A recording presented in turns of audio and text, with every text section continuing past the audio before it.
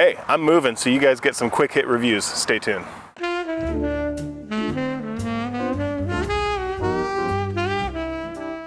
All right, so as I just said, I am in the middle of a move. So I am banking a bunch of quick hit reviews of fragrances that are in my collection that I love, that I somehow haven't really done a committed review to. And I'm starting off with this one, which is extremely hyped, you know from the title, and that's 1 Million Lucky from Paco Rabanne, although now it's just Rabanne. This one, the perpetually going out of stock, perpetually discontinued banger, favorite of the fragrance community, but I don't think as big of a seller. Man, this is one of my first loves in my modern collection, and you probably can't tell because the thing is there, but it's down to the bottom third. And this is a 200 milliliter bottle, so I spray this a lot. I use this a lot. I love this. I love this for all seasons, though I think it's better maybe a little bit in the fall and winter. That being said, what an amazing DNA this is. Chestnut, honey, plum, I think are kind of the big notes. A little bit of woodsy thing going on there. And for me, kind of the first thing that I thought when I smelled this was, I was like, it kind of reminds me of like Honey Nut Cheerios, right? I think that's kind of the chestnut. And I left the room that had the scent strip that I'd sprayed it on, came back like 2 minutes later, and I was like, what is that smell? Didn't realize it was this fragrance, because the way that it came across in the sillage was different than the way when you're right up next to it, right? So I came back in, and for 2 minutes I'm like spraying everything that I'd sprayed that day, trying to figure out what it was that I'd smelled, until I realized it was actually 1 Million Lucky.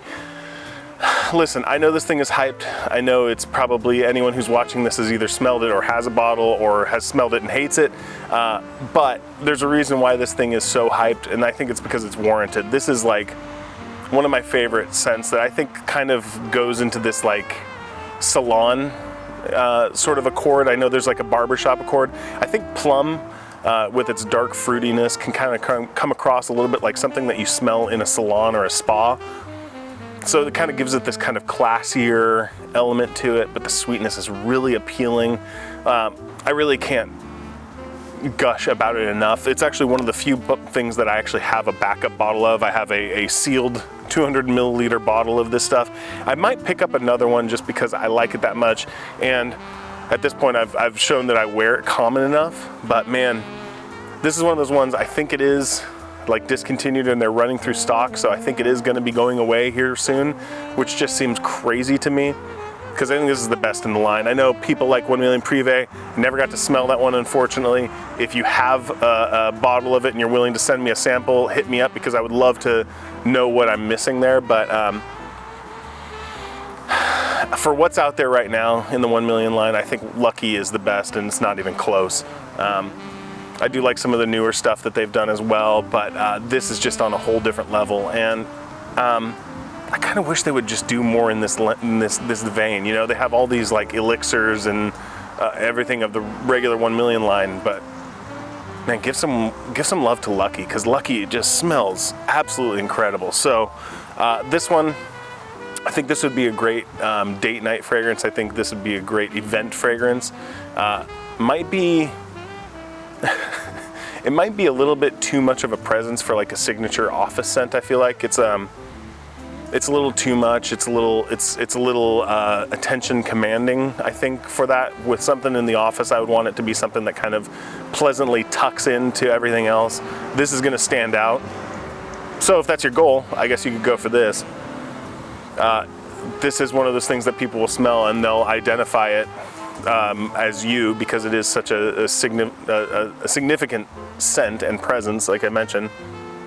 It just smells incredible. So 1 Million Lucky, I know everyone who's watching this has already heard about it probably, but if you haven't, you should go to Macy's, because I think they still have it. I think Ulta still has it.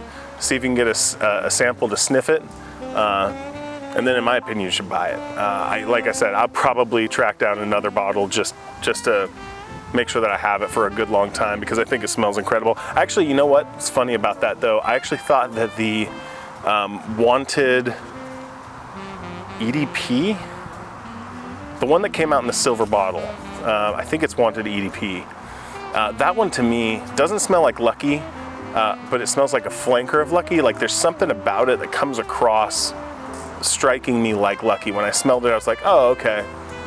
If Lucky ever completely went away, I could probably suffice with a bottle of this, though I don't think that's going to be around too long either. Either way, 1 million Lucky. Best thing from the line, in my opinion. I think you should get your hands on it if you haven't. At least smell it before it's gone, because this one's a gem. Probably steers a little bit younger, but I don't care. I'm immature. It works for me. So if you like it, let me know in the comments. If you hate it, let me know in the comments, and I'll see you next week. Bye.